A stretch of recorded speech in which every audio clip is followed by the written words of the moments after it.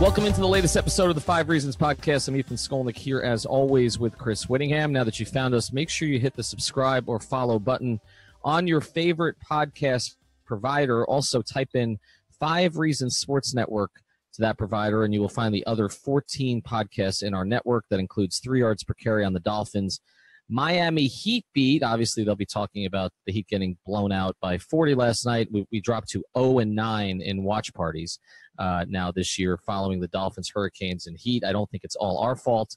Also, check out the new podcast in our network, Out for the Count on Boxing and MMA, and the Chamber podcast featuring Chris Chambers, Shay Tab, and Zach Duarte on fitness. They challenged Slim from Ballscast to, let's say, lose a little weight, and Slim was eating Krispy Kreme donuts after the watch party, so I don't think that's worked out all that well.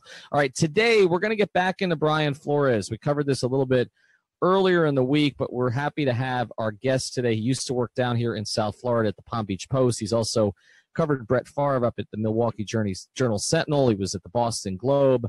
He was at Sports Illustrated, and now he's the founder of the Boston Sports Journal. You can find him on Twitter as well. Check out Greg Bedard. Greg, thanks for joining us. Appreciate it. Hey, guys. So I want to start here with you a little bit.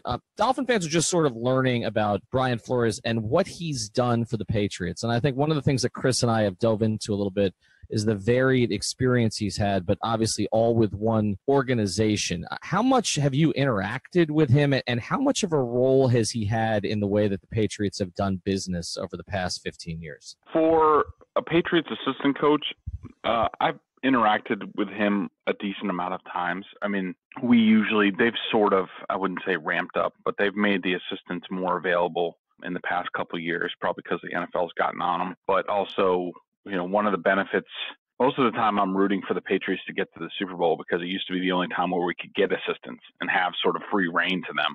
So I've talked to Brian on a bunch of different circumstances, including at some point, I'll tell you the story about the Super Bowl a couple years ago, where we had an interesting post Super Bowl interaction. But I've been very impressed with Brian. He's sort of, when I came here in 2010 to cover the team, very quickly, I would say at some point the next season, he sort of came on my radar from talking to a lot of the players. And, you're sort of, with the Patriots, you're always looking at, all right, who's going to get plucked on the coaching staff? Who's going to be the next guy up? And Flores was always the guy that you heard a lot about from the players that they were very impressed with. The more you talk with him, the more you talk with people that knew him, you came to know that he was extremely smart. He's very passionate.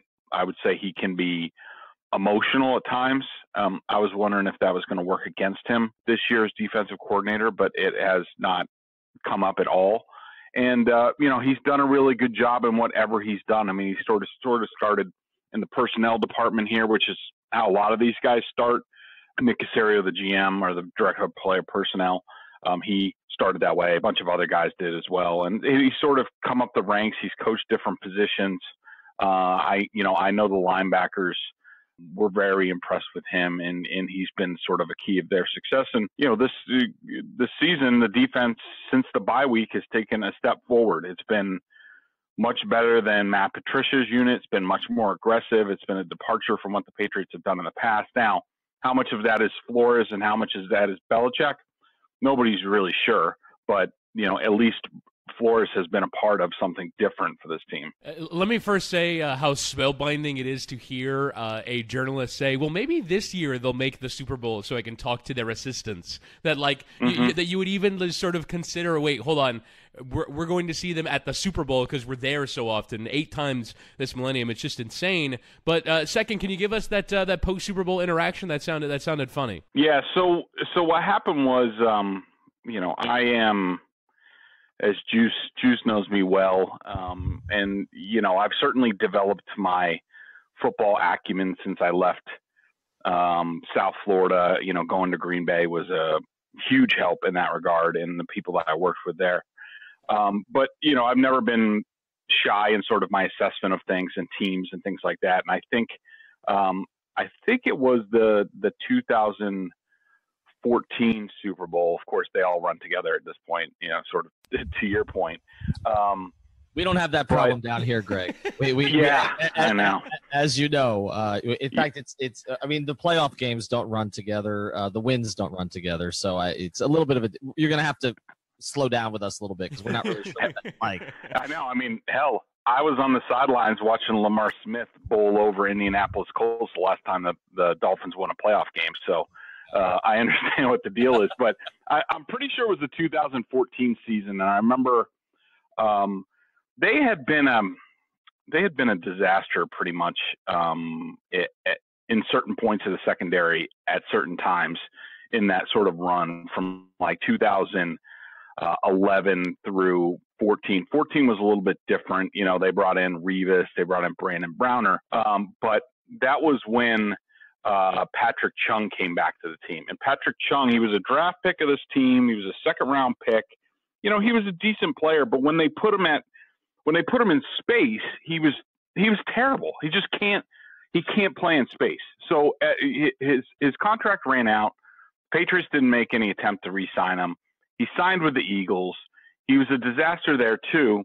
And so he really had no other options. Nobody wanted to sign him. And he just came back to New England, basically on like a minimum deal. They were like, oh yeah, sure. You know, come back. And I remember writing or something like that, or on the radio here, where I said, if Patrick Chung is one of the team's deep safeties on this team, this team's in a lot of trouble. They're going to be a disaster in the secondary.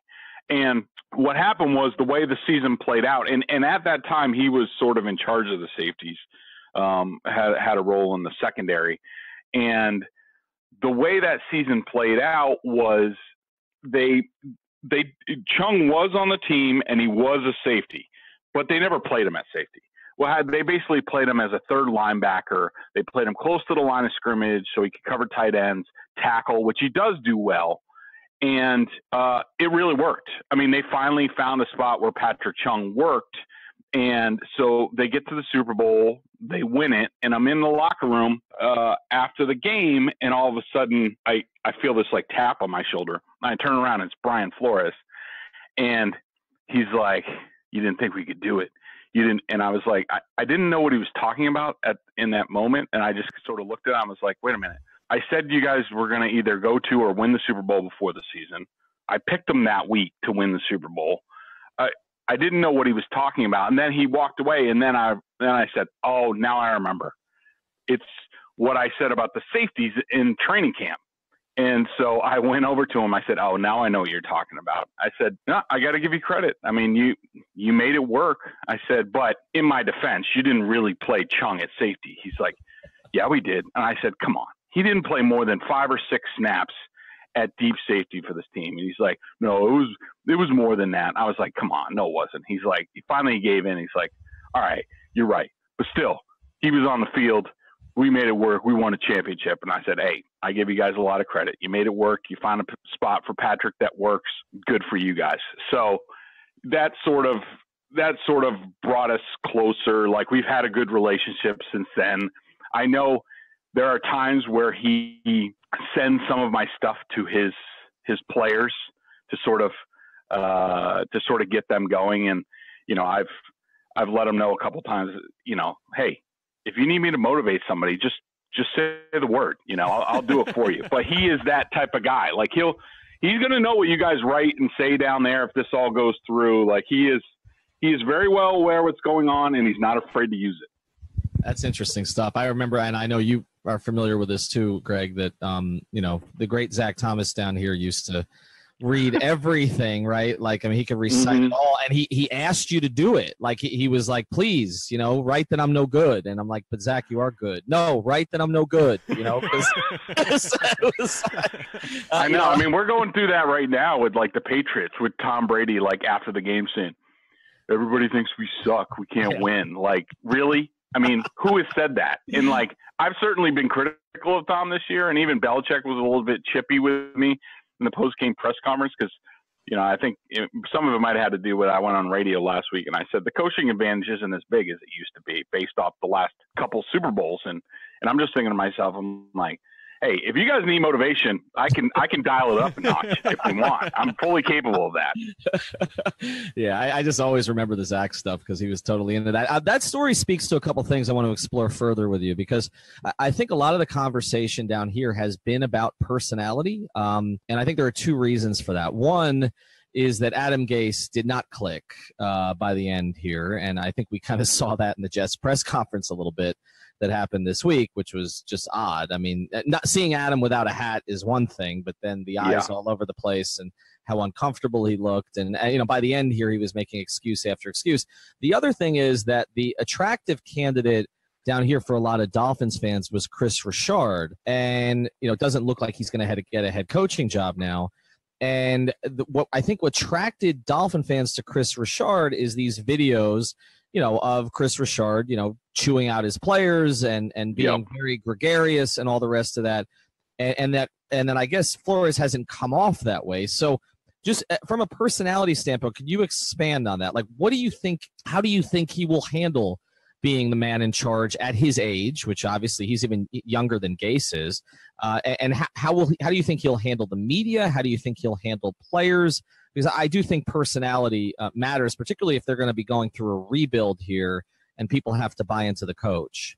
Yeah, that's interesting. I mean, I think, let's just take the different sort of facets of the job. I think in terms of the media, I think he's not going to be Mr. Electric. He's not going to be cracking a bunch of jokes. He will crack a few jokes here and there. He can be a little bit self-deprecating at times. But I think overall, I think people will like him. I think he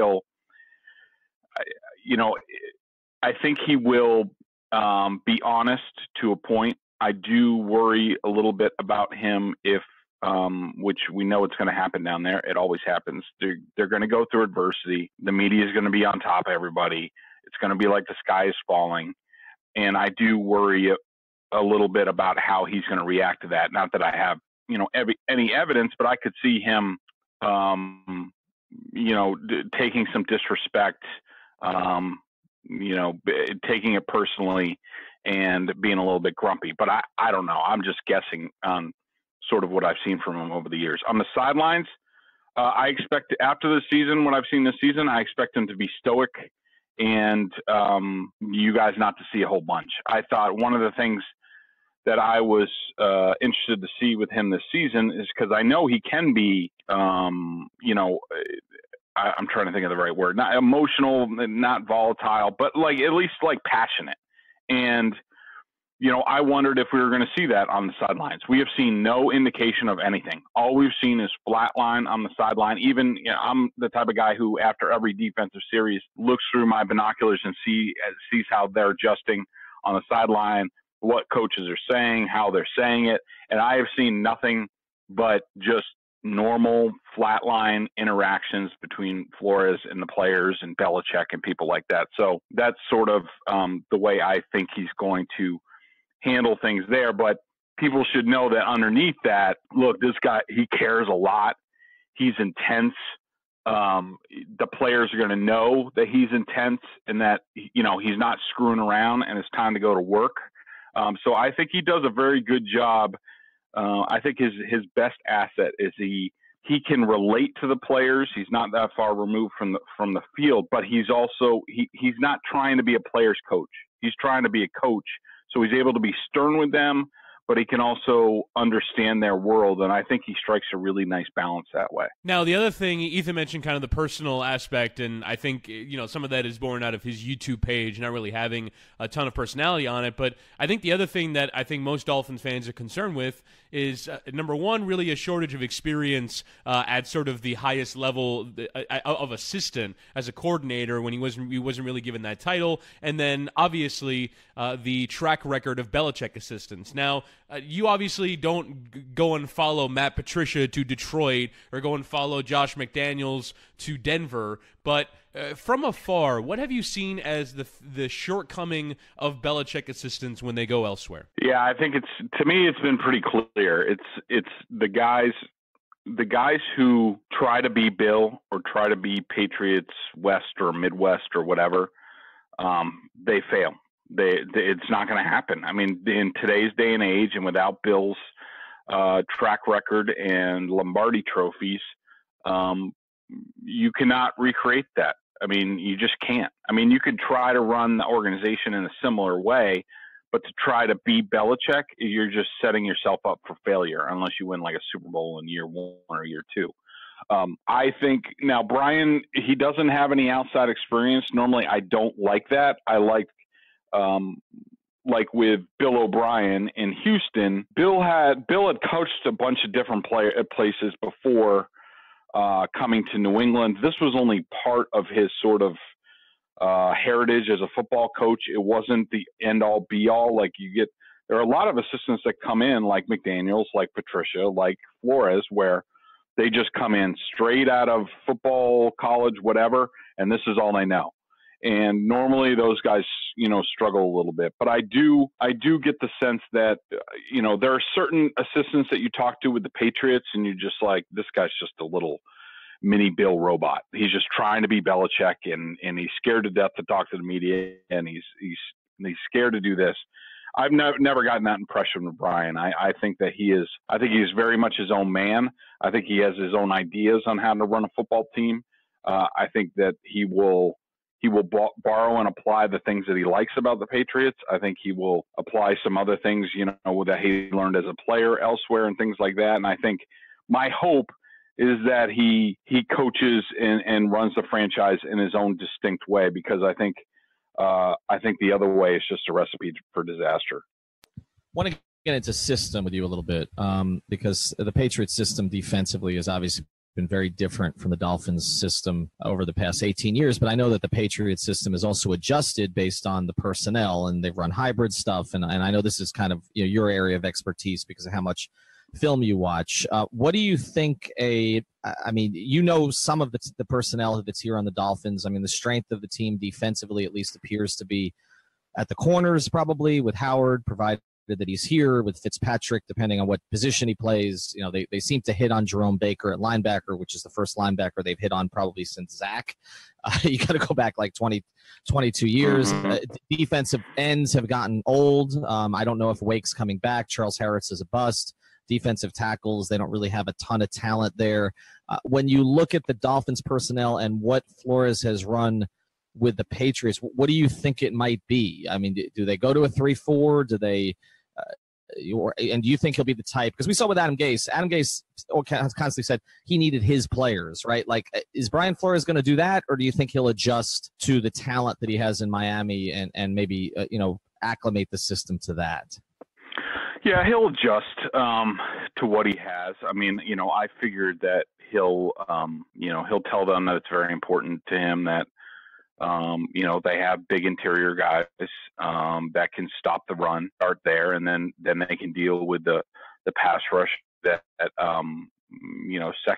secondary guys will be more important to him. I mean, I think the ideal is that largely the defensive line. I mean, they are going to have to two gap, so I don't know which guys up front are capable of doing that. I mean, the guys on the edge, I know Cam Wake is tremendous at what he does, but I'd say the biggest difference between the scheme that Flores is going to run and what everybody else runs is that on every single snap, even on 3rd and 15, those edge guys are going to have more responsibilities than just getting up the field and after the passer. I mean, if say like this weekend when the Patriots take on the Chiefs, if it's 3rd and 15, I mean, not only are they going to have a must rush against Patrick Mahomes, but they're probably going to be very mindful of Damian Williams coming out of the backfield. If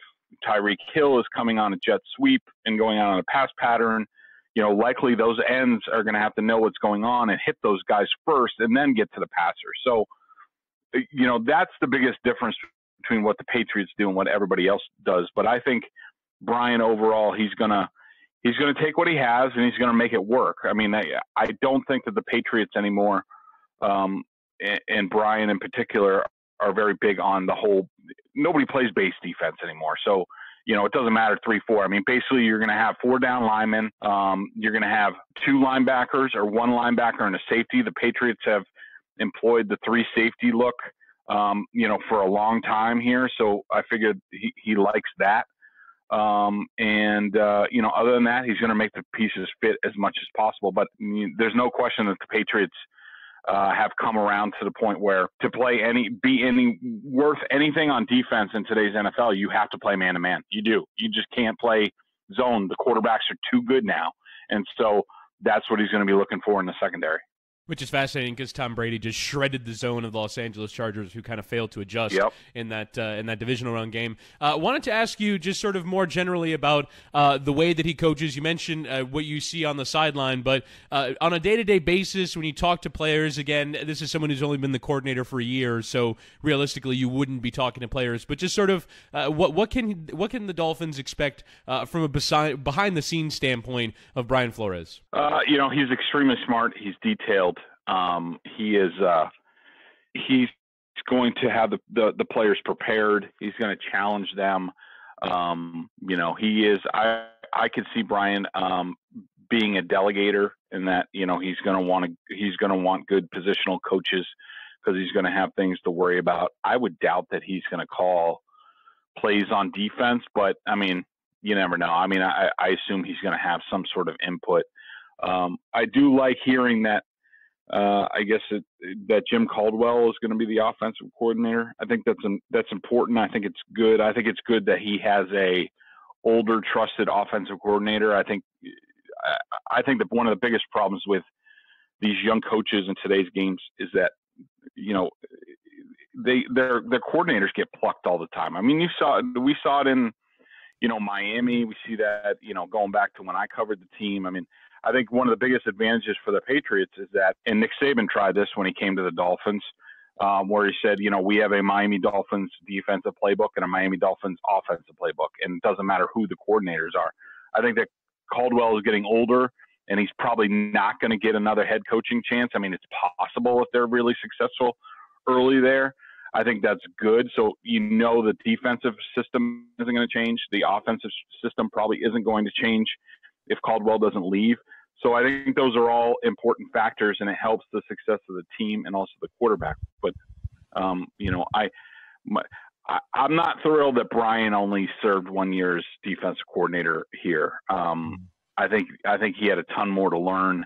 Not saying that he's not capable of being successful. I think that he is, but I just worry that he's going to be sort of Steve Wilkes down there in Miami, and I just don't think that's fair to him. I want to introduce you to one of the great sponsors of the 5 Reasons Sports Network, and that is Brunt Insurance, where you can find all of your protection under one roof. They offer home, auto, commercial, and life insurance, and they're licensed to write insurance for the entire state of Florida. That's Pensacola all the way to the Keys. They've got multiple carriers for all the product lines. Ensure you're paying the lowest rate in your area. And I can speak to this personally because I sent Greg Brunt all of my insurance policies that I had with other companies. He came back to me, he said, well, one of them you're doing okay, so just keep that one where it is. But I had one for a condo and I had one for my cars. And he said in both cases, I could be doing better. He saved me $700. Took one phone call, 15 minutes. I don't want to use 15 minutes because somebody else uses that. It took 14 minutes, and he got all of that stuff taken care of for me. So check out bruntinsurance.com. That's bruntinsurance.com. Greg's also a proud sponsor of the Homes for Heroes program. That means if you're a first responder, teacher, military, or healthcare professional, you'll get a special discount from bruntinsurance.com. Here's the phone number if you prefer to do that, 954-589-2204.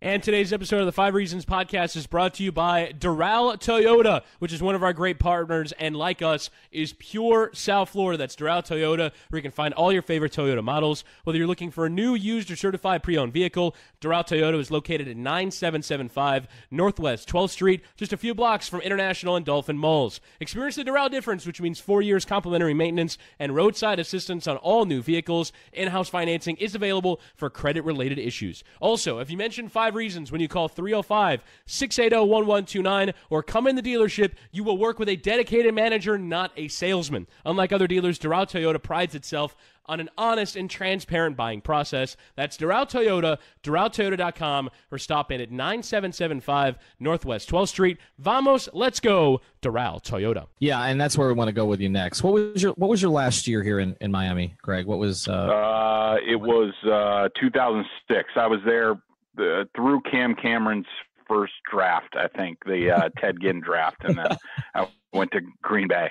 So when he told you to turn your thumbs up this way, you literally went north. So, okay. I was like, I'm out of here. That's it. I'm not sticking around for this.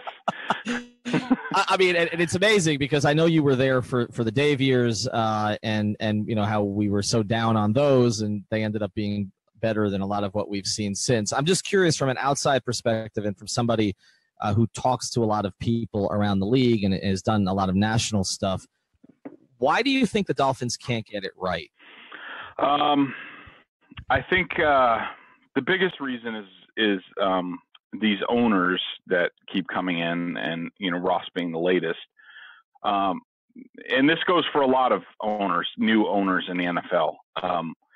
They just don't get the right football people in place. And I know, it looked like Bill Parcells was the right way to go, and in many ways he was. But Bill also has a track record of completely torching teams' salary caps when he's there, and he leaves and they're just devastated for years, which is sort of what happened in Miami. I mean, they just need to align things right. I mean, and then Ross brings in Mike Tannenbaum. I mean, come on.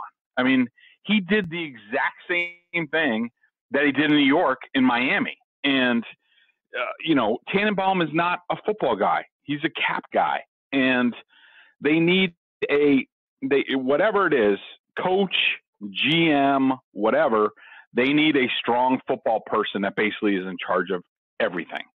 And, I just think that that's been the biggest problem with the Dolphins. I'm not exactly sure of the alignment now. I guess it's Greer is in charge now. Is that what it is? Mm-hmm. Yeah, he's in charge of everything. And again, to speak to how long he's been here, I mean, he predates your departure here. Yep. I mean, so I mean, he's been in all. I guess the issue the thing with us with Greer is we keep hearing that he's very well regarded around the league. There are decisions here we believe he made, but we don't really know what he's done because he's been here for so many different coaches and so many different GMs, and they've had so many different people in the kitchen that I don't know what's Greer. I don't know what's Tannenbaum. I don't know what's Gase. I don't know what was Hickey. I don't know what was Ireland. I mean, we're going way back now, and there's just no way to really gauge it. I mean, do people that you talk to around the league, do they speak of Chris Greer? Do they think that Chris Greer is good at what he does? Because it's just hard for us to tell one way or the other. Yeah, I think that's I think people like Chris. They think he's good. Nobody really knows though,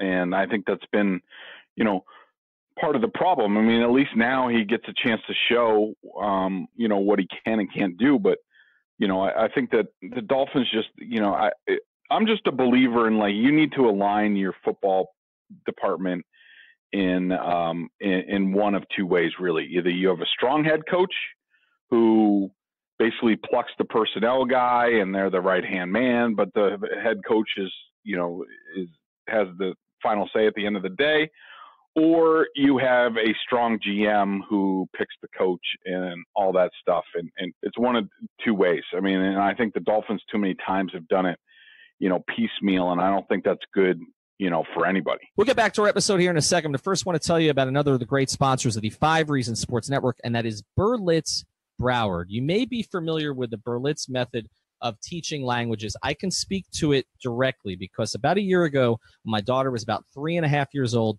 I put her in Berlitz Broward. This is over on Flamingo Road in Pembroke Pines, because we wanted her to learn Mandarin. She already knows English and Spanish fluently, but kids have an easier time learning languages at times than adults do, so we figured that she might enjoy it. Not only does she now enjoy it, she now counts up to 100. She knows all the colors and shapes. When we go to Chinese restaurants, she speaks Mandarin with the waitresses. She orders for us. Sometimes not the greatest, but it's pretty amusing to actually watch it. But the other thing that Berlitz does for you is they have adult programs. And so that's actually what we want to introduce you to today. Their adult programs, they teach languages: English, French, Spanish, Mandarin, Italian, German, Portuguese, and more. So if you ever wanted to learn any of those languages, or maybe English is not your first language and you want to learn how to pronounce better, and be better in the business space, that's something that they can work with you on. So I'm going to give you a phone number here. Make sure that you call and mention 5 reasons. Here is the phone number, 954-743-0077. So again, they have kids programs,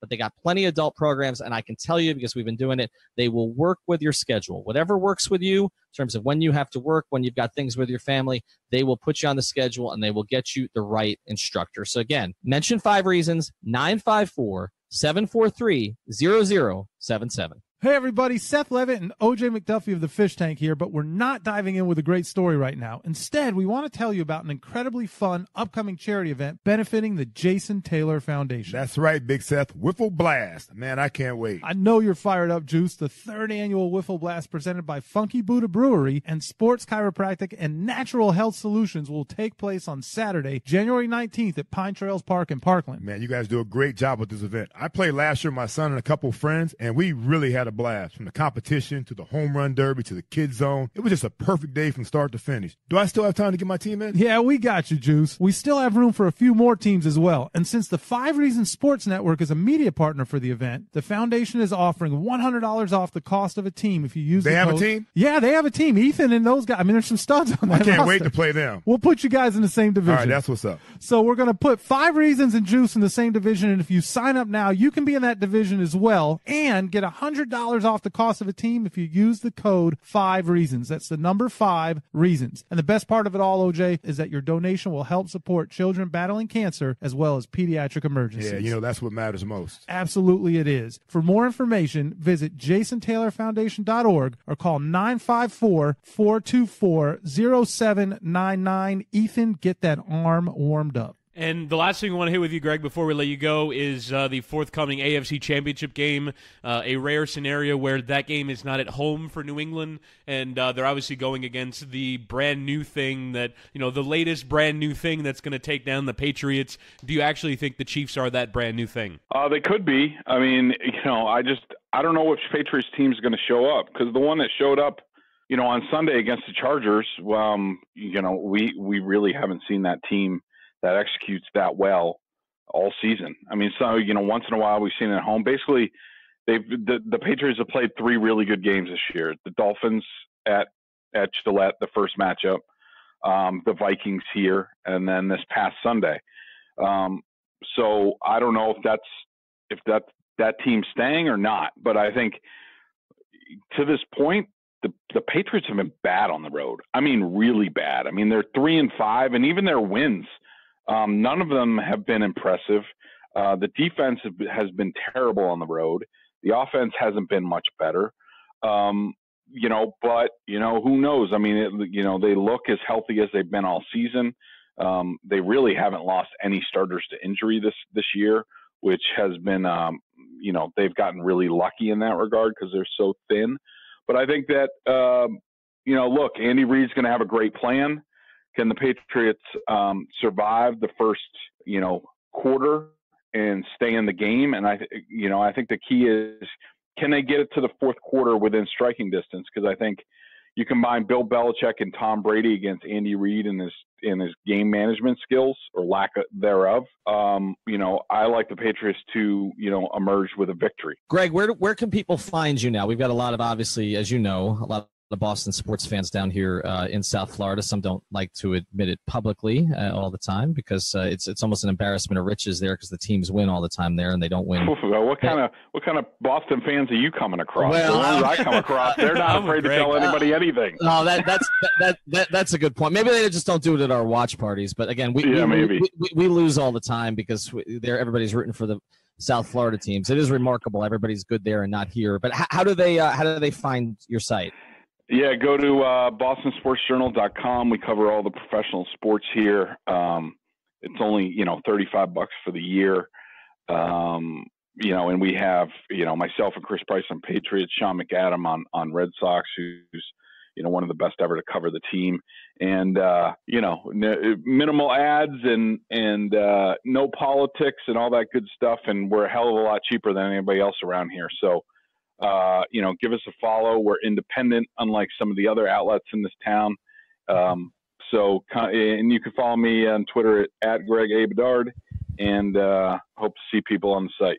Yeah, definitely check it out. That independence thing has its benefits. We're kind of exploring the benefits of that also. I think there is something to not being sort of dependent on the teams as much as maybe some of the mainstream outlets are. So check out Greg's site. It's a great site, and obviously there's a lot more winning talked about there than there is in our sports network. Don't ever start a sports network, Greg, in a town where the teams are not good. Just some advice for you.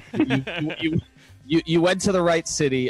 When the 500 Heat are the best of the 5 teams in the market right now, that's not a great place to be. But Greg, thanks for joining us. And again, you can find him at Greg A. Bedard.